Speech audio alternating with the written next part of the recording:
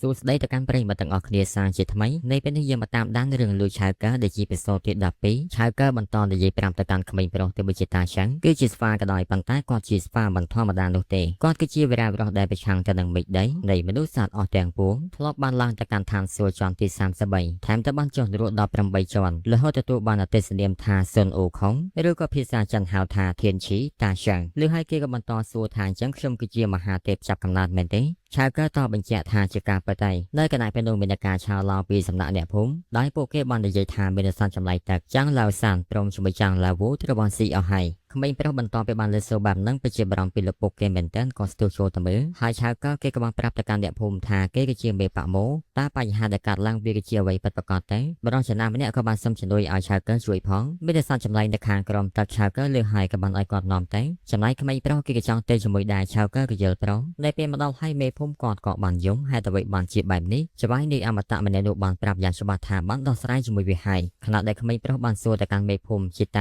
ើឪពុករបស់ខ្ញុំពិតជាគាត់ក៏ប្រាប់ថាគាត់ពិតជាមានការសោកស្ដាយមែនទែនហើយក៏បន្តអោបទៅកាន់ក្មេងប្រុសដោយការលួងលោមឆៅកើបន្តពីមើលសន្តានទាំងនេះក៏បានប្រាប់ទៅកាន់មេភូមិថាគេមានសំណួរមួយចំនួនចង់សួរគាត់បានបង្ហាញនៅការគោរពលើឆៅកើដែលជាមេបៈហើយក៏ប្រាប់ថាសួរអីក៏សួរទៅនៅពេលនោះឆៅកើក៏សួរថាតើហេតុការណ៍ដែលបានកើតឡើងនេះមិនមែនជាលើកទី1ទេមែនទេគាត់ក៏បានតបថាពិតមែនហើយកាលពី3ថ្ងៃមុនគាត់ក៏ជាអ្នកឃើញហេតុការណ៍នេះដោយផ្ទាល់ភ្នែកឆៅកើបន្ថែមថានៅពេលនោះគេក៏បានធ្វើការរាយការណ៍ប្រាប់ទៅកាន់និកាយដើរឲ្យពួកគេចាត់មនុស្សម្នាក់មកផងដែរតើពួកគេជានរណាទៅនៅពេលនេះគ្រាន់តែប្រាប់ខ្ញុំតាមត្រង់មកគាត់បានប្រាប់ថាវាគឺជាមង្ហ្វឹងនៃនិកាយសួយៈប៉ុន្តែបញ្ហានេះមិនបង្កឡើងដោយអ្នកវឹកហាត់អមតៈមង្ឃនោះទេនៅថ្ងៃនោះមង្ហ្វឹងបាននិយាយថាសត្វចម្លែកនេះវាពិតជាខ្លាំងអញ្ចឹងហើយគេត្រូវប្រើនៅវត្ថុអត្ថកំបាំងជាច្រើនទើបអាចធ្វើការកម្ចាត់វាបានហើយដោយសារតែបញ្ហាលំបាកនេះគេក៏បានទារថ្លៃពលកម្មគេបានទារលើស10ដងឯណោះដែលពេលលើហើយឆៅកើគេក៏យល់ហើយប្រាប់ថាមិនអីទេទៅបញ្ហានេះអីគេក្មេងប្រុសក៏បានប្រាប់ទៅកាន់ឆៅកើថាត្រូវតែសម្លាប់នៅសន្តិវិស័យនេះបានដើម្បីជាការសងសឹកឲ្យឪពុករបស់គេឆៅកើប្រាប់ថាមិនអីទេទុកចិត្តចោះហើយក៏បានបាយពួកគេទៅនៅតាមផ្លូវគេបាននិយាយជាមួយលបពីងបើគិតពីពេលវេលានៅថ្ងៃដែលគេបានជួបជាមួយនឹងម៉ងហ្វឹងវាក៏ជាពេលដំបូងដែលលបពីងបានជួបជាមួយឆៅកើហើយបើមើលទៅតាមស្នាក់ស្នាមនៅទីកន្លែងនេះវាគ្រាន់តែជាការបង្កើតកម្រិតទាបតែប៉ុណ្ណោះគ្មានប្រសិទ្ធភាពឯណាទៅកម្ចាត់បិសាយនៅក្នុងទឹកនោះទេនេះក៏បញ្ជាក់បានថា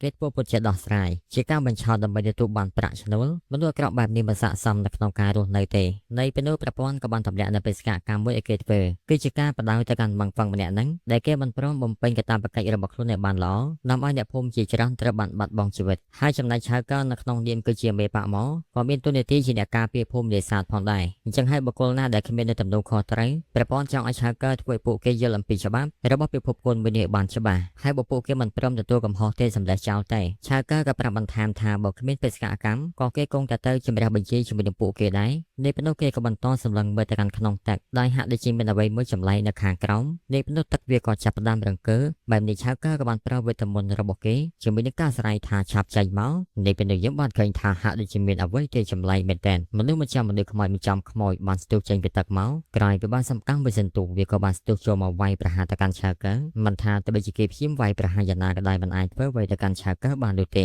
េទីបំផុតឆៅកើបានប្រើស្នៀតដាវកំចាត់វាចោលជាមួយនឹងការបោះសម្ដីថាសម្បត្តិត្រឹមបិសាយកម្រិតទី2ហ៊ានបង្កបញ្ហានៅទីនេះផងមែនទេរួចហើយគេពេញចំណឹកស្មានថាបិសាយកម្រិតទី2នេះក៏មាននៅនិមិត្តសញ្ញាប្រច័នពណ៌ស្វាយផងដែរបើទៅវាប្រកាសជាមានការពាក់ព័ន្ធជាមួយនឹងអរិយដែលគេជួបកន្លងមកហើយក៏បន្តយកវត្ថុដែលម៉ងហ្វឹងបន្សល់ទុកជាមួយនឹងការពលបន្តថាដោយសារតែអ្នកវឹកហាត់អរិយសត្វតែមានការពាក់ព័ន្ធគ្នាយ៉ាងហើយមិនអាចធ្វើការប្រហែលបាននោះទេនៅពេលនោះឆៅកើហាក់ដូចជាបានបោះវាចូលទៅក្នុងទឹកហើយក៏បន្តដល់ចាក់ចេញពីអ្នកឡោះពីងទៅបន្តមក5មេភូមិថានៅពេលនេះបិសាយទឹកត្រូវបានកម្ចាត់ហើយអ្នកទាំងអស់គ្នាមានសុវត្ថិភាពហើយអ្នកភូមិទាំងអស់គ្នាឃើញហើយហាក់ដូចជាបិបើមិនឆ្លើយតបឆៅកើក៏បានដឹងថាដោយសារតែម៉ងហ្វឹងទើបបានចិត្តធ្វើឲ្យពួកគេមិនមានជំនឿទុកចិត្តទៅលើបដិទេរួចហើយឆៅកើក៏បានប្រាប់បន្ថែមទៀតថាគេបានធ្វើការកម្ចាត់រួចហើយចឹងហើយអ្នកទាំងអស់គ្នាមិនចាំបាច់បារម្ភទៀតទេព្រោះតែគេបានធ្វើការបន្សល់ទុកនៅការការពារមួយចំនួនហើយបើមានហេតុការណ៍អ្វីកើតឡើងនៅពេលក្រោយគ្រាន់តែជំរាបទៅកាន់និកាយមកទេនិកាយមកប្រកាសជាម្ចាស់វិធានការភ្លាមលើបែបហ្នឹងហើយគាត់ក៏បានលុតជង្គង់អរគុណបែបនេះឆៅកើក៏និយាយថាហើយយ៉ាលោកចាស់ហើយលុតជង្គង់ចំពោះក្មេងបែបនេះបាបក្មេងងាប់ហើយម្យ៉ាងទៀតខ្លាចថាប៉ះពាល់សន្លាក់របស់លោកគាត់នៅតែបន្តអរគុណហើយឆៅកើក៏សួរថាចុះក្មេងប្រុសនោះទៅណាទ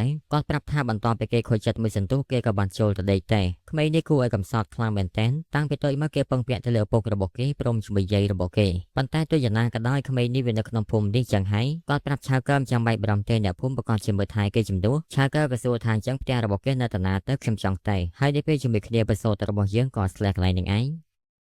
នេះគឺជាអេពីសូតទី13ភាគបន្តរបស់យើងមេភូមិបាននាំលោកឆាកើទៅកាន់ផ្ទះក្មេងប្រុសហើយបន្ទាប់ពីមកដល់ហើយឃើញថានៅក្នុងផ្ទះរបស់គេមានលោកយាយចំណាស់កំពុងតែនៅមើលថែឃើញឆាកើមកបែបនេះគាត់ហាក់ដូចជាភ្ញាក់ផ្អើលឆាកើប្រាប់ទៅកាន់គាត់កុំឲ្យមាត់អីហើយក៏បន្តដើរទៅជិតក្មេងប្រុសយកសៀវភៅមួយដាក់ក្បែរខ្លួនរបស់គេគិតថាតើចាំងចាប់ពីនេះតទៅឯងត្រូវទៅរឹងមាំដើម្បីគ្រួសារមួយនេះរួចហើយគេក៏បានចេញមកខាងក្រៅបញ្ចេញជាមនស្សកតាំងម៉ែប្រាប់ទៅកាន់លោកយាយដែលពេលគេភ្ញាក់ឡើងកុំភ្លេចឯរបស់នេះទៅគេញ៉ាំផងបកគោជួនហើយគេក៏លាគាត់ចាក់ចេញតែខណៈដែលនៅតាមផ្លូវឆៅកើបន្តប្រាប់ទៅកាន់លពីងនៃពេលនេះយើងបន្តទៅកាន់ប៉ាក់ស៊ូយៈដើម្បីបដៅទៅកាន់ពួកគេចេញមួយអន្លើប្រហែលជាប៉ែសមងក្រៃមកគេក៏បានធ្វើដំណើរមកកាន់ប៉ាក់ស៊ូយៈបន្តទៅបានមកដល់ហើយសាវយៈក៏បានដើរចូលទៅខណៈដែលសិស្សទាំងពីរបានយាមនៅមាត់ផ្លូវសិស្សម្នាក់សួរថាតើគេជានរណាហើយមកពីណាទៅមកគុំនងអីឆៅកើមិនខ្វល់បន្តដើរចូលបណ្ដាលឲ្យពួកគេចាប់ផ្ដើមស្រែកថាឯងពិតជាក្លាហានមែនដែលហ៊ានឆ្លងកាត់ច្រកទ្វារដោយគ្មានការអនុញ្ញាតឆៅកើបានបញ្ចេញអំណាចបន្លាយទៅកាន់គេបណ្ដាលឲ្យគេផិតភ័យមិនហ៊ាននៅក្នុងការហាមឃាត់ដំណើររបស់ឆៅកើទេឆៅកើបន្តបញ្ចូលទៅជ្រៅបន្តិចហើយក៏បន្តជ្រះដែរមកផាច់បញ្ចេញធម្មពលប៉ះទៅកាន់ជួងវាក៏បន្លឺឡើងមានការបង្កនៅការភ្ញាក់ផ្អើលមែនទែននៅពេលនោះសិស្សមួយក្រុមបានចេញមកពិតជាក្លាហានមែនហ៊ានបង្កបញ្ហានៅច្រកទ្វារស៊ូយៈរបស់យើងផងមែនទេកញ្ញាម្នាក់ចង់ហេចូលទៅប៉ុន្តែសិស្សម្នាក់ហាមឃាត់ប្រាប់ទៅកាន់នាងកុំឲ្យចាប់ផ្ដើមផ្ដេសផ្ដាសសោះព្រោះតែគេសង្កេតមើលទៅឃើញថាចំហាយបុគ្គលម្នាក់នេះមិនធម្មតានោះទេចំណែកឆៅកើបន្តនៅក្នុងការគោះជួងជាហេតុធ្វើសិស្សប្រុសម្នាក់នេះស្រ័យថានៃការអត់ធ្មត់មានដែនកំណត់បើសិនជាឯងមិនស្ងៀមទៅនោះក៏បន្តថាខ្ញុំគ្មានមេត្តាឯសោះឆៅកើបាននិយាយថាបដៅបានធ្វើការបង្កើននៅកណ្ដឹងមួយវាគឺជាកណ្ដឹងសម្រាប់ផ្ដល់សញ្ញាសង្គ្រោះប្រជាជនយោងទៅតាមច្បាប់នៅពេលដែលកណ្ដឹងបានបន្លឺឡើងមិនថាជាបកនៅខាងណានោះទេត្រូវតែមនីនៅក្នុងការសង្គ្រោះប្រជាជនប៉ុន្តែនៅពេលនេះចំណាយពេលយូរបន្តិចទៅហើយហាក់ដូចជាមិនមាននរណាម្នាក់ចេញមកឆ្លើយតបសោះតែនេះមែនទេគឺជាទង្វើរបស់បកស៊ើយៈនៃពេលនេះមានបរិយចំណាស់ពីរនាក់បានចេញមកហាក់ដូចជាចាំងពលិថ្ងៃមែនទែនមកដល់ឲ្យប្រតិចារម្នាក់ក៏បានសួរថាហេតុអ្វីបានជាបន្លឺកណ្ដឹងនៅពេលព្រឹកម្លេះឆាកើបានប្រាប់ពីអត្តសញ្ញាណរបស់គេជាមេបកមកកាន់ទីនេះដើម្បីនិយាយពីនរណាម្នាក់ប្រតិចារបានមើលទៅកាន់ប្រតិចារមួយទៀតគាត់ក៏និយាយថាខ្ញុំបានស្គាល់និកាយមួយនេះកាលពីមុនធ្លាប់ជានិកាយល្បីមួយជាប់នៅក្នុងចំណាត់ថ្នាក់ទី45នៃចំណោមបកទាំង100ប៉ុន្តែបន្ទាប់ពីមេបកចំនួនមុនត្រូវបានស្លាប់បកមួយនេះក៏ត្រូវបានដុនដាមខ្លាយទៅជាបកតូចតាចគ្មានគេឈ្មោះនោះទេវាបច្ចុប្បន្នជាងបកស៊ូយៈរបស់យើងឆ្ងាយណាស់ហើយនេះតាចាស់នឹងក៏និយាយថាយើងស្មានតែបកធំណាមួយតាមពិតតែគ្រាន់តែជានិកាយកៈមួយសោះមានសិទ្ធិនៅក្នុងការលុកលាន់កិច្ចការរបស់បកស៊ូយៈយើងឡើយហាក់មកទៅសម្លេងរបស់អញពិតជាអំណាចមែនតើឯងសំអាងអ្វីទៅបានជាមកកាន់ទីនេះឆាកើបានសួរថាតើម៉ងហ្វុងដល់ណាទៅតាចាស់បានតបថាហេតុអ្វីយើងត្រូវស្ដាប់តាមបញ្ជារបស់ឯងគ្រាន់តែជានិកាយតូចតាចគ្មានសម្បីតែគេឈ្មោះតែមានអ្វីអស្ចារ្យទៅឆាកើបានតបទៅកាន់តាចាស់ខ្ញុំមានសិទ្ធិគ្រប់គ្រាន់ព្រោះតែខ្ញុំគឺជាម្ចាស់និកាយហើយចំណែកពួកលោកគឺជាអ្វីទៅមានសិទ្ធិអ្វីមកនិយាយជាមួយខ្ញុំគឺជាមនុស្សដែលចូលចិត្តនិយាយហេតុផលប៉ុន្តែបើសិនជាអ្នកទាំងពីរមិនចេះស្ដាប់ហេតុផលទេនោះមានតែការប្រើនៅកណ្ដាប់ដៃដោះស្រាយតែប៉ុណ្ណោះតាចាស់នឹងពិតជាខឹងមែនទែនតាចាស់ម្នាក់ទៀតក៏ហាមឃាត់ស្នើឲ្យគាត់ដោះស្រាយតាមវិន័យទៅស្វែងរកនគរម្ដងពិតជាមុនសិនហើយបើសិនជាក្មេងប្រុសនឹងក៏ពិតជាខុសមែនចាំចាប់ការគេក៏មិនតាន់ហួសពេលដែរលើហើយតាចាស់នឹងក៏បានឲ្យនរណាម្នាក់ទៅហៅម៉ងហ្វឹងមកម៉ងហ្វឹងមកដល់ឃើញឆាកើតាមពិតគេជាឯងយើងមិនតាន់បានទៅរកឯងនោះទេប៉ុន្តែឯងបានជាមករកយើងតាចាស់បានឲ្យឆាកើបកស្រាយថាតើនេះជាការមករកនៅការសងសឹកដោយខ្លួនឯងឬក៏យ៉ាងម៉េចឆាកើបាននិយាយថានៅក្នុងភូមិនេសាទឆៅឆាំងមនុស្សពីរនាក់ត្រូវបានស្លាប់ក្រោមដៃរបស់បិសាចបញ្ហានេះវាបានពាក់ព័ន្ធជាមួយនឹងឯងភ្លាមដូចឆាកើក៏បានទះទៅកាន់គេពីវិផាច់ទៅបណ្ដាលឲ្យគេដួលតាចាស់ឃើញហើយពិតជាខឹងមែនទែនស្រ័យថាមេប៉ាមូលោកពិតជាហួសហេតុពេកហើយឆាកើបន្តចោទទៅកាន់ម៉ងហ្វឹងគេគឺជាមនុស្សល្មុខប្រាក់ហើយមិនបំពេញទៅតាមកាតព្វកិច្ចការពារសុវត្ថិភាពរបស់ប្រជាជនតែនៅបានដឹងថានៅទីនោះមានបិសាចបង្កប់ខ្លួនឯងក៏ហាក់ដូចជាមិនខ្វល់អ្វីសោះក៏តែពីសុខអាត្មារបស់ខ្លួនឯងរហូតធ្វើឲ្យបិសាចនោះបង្កបញ្ហាសម្រាប់មនុស្សពីរនាក់ទាំងដែលពួកគេសិតតែជាមេគ្រួសារសមាជិកគ្រួសារពឹងផ្អែកទៅលើពួកគេទាំងមូលគ្រួសាររបស់ពួកគេទាំងពីររស់នៅដោយសុភមង្គលប៉ុន្តែគ្រប់យ៉ាងត្រូវបានបំផ្លាញដោយសារតែទង្វើរបស់ឯងគេបានតបថាប៉ុន្តែគេមិនបានសម្លាប់នៅមនុស្សពីរនាក់នោះទេតាចាស់លឺឲ្យហាក់ដូចជាខឹងបន្តិចហើយក៏មិននិយាយអ្វីឡើយបន្តប្រាប់ទៅកាន់ឆាកើថាវាគួរតែជា ការយល់ច្រឡំមួយធម្មតាប៉ារបស់គាត់តែងតែគិតអំពីប្រជាជនជានិច្ចហើយនៅពេលមានភេទរកេញម្ដងប៉ារបស់គាត់មិនខកខាននៅក្នុងការបញ្ចប់វានោះទេតាចាស់ម្នាក់ក៏បន្ថែមថាប៉ុន្មានហើយគាត់ក៏ចូលរួមការសោកស្ដាយនៅការស្លាប់របស់អ្នកទាំងពីរហេតុការណ៍ដែលបានបង្កើតឡើងបង្កឡើងដោយសារតែម៉ងហ្វុងគឺជាមនុស្សអសមត្ថភាពតាចាស់ទាំងពីរនោះក៏បន្ថែមថាលើកកាត់ចាស់ចោះពិធីបុណ្យសពរបស់មនុស្សទាំងពីរនៃកាយសួរយាសូមចូលរួមនៃផ្ទាល់មិនត្រឹមតែប៉ុណ្ណោះម៉ងហ្វុងគេក៏បានទៅផងដែរការធ្វើបែបនេះដូចជាការផ្ដល់កិត្តិយសទៅឲ្យពួកគេហើយបើពួកគេដែលបានចែកឋានបានដឹងពីរឿងនេះប្រកាសជាមានការសប្បាយចិត្តមិនខានឡើយឆាកើក៏បានអស់សំណើចនិយាយបានល្អខ្លាំងមែនទែនតាចាស់ក៏បន្ថែមថាមេប៉ាមូក៏ច្បាស់បែបនេះហើយអញ្ចឹងគាត់ក៏សូមចាត់ចែងនៅពិធីបុណ្យសពទាំងអស់នេះដើម្បីធ្វើការបញ្ចប់នៅវិវាទទាំងសងខាងម៉ងហ្វុងគេក៏បន្តថាប៉ុន្មានហើយម្យ៉ាងទៀតគេក៏ជាមនុស្សមិនធម្មតានោះទេហើយបន្ទាប់ពីពិធីបុណ្យសពបានបញ្ចប់តែគេក៏សូមធ្វើការបញ្ចប់គំនុំរវាងឆា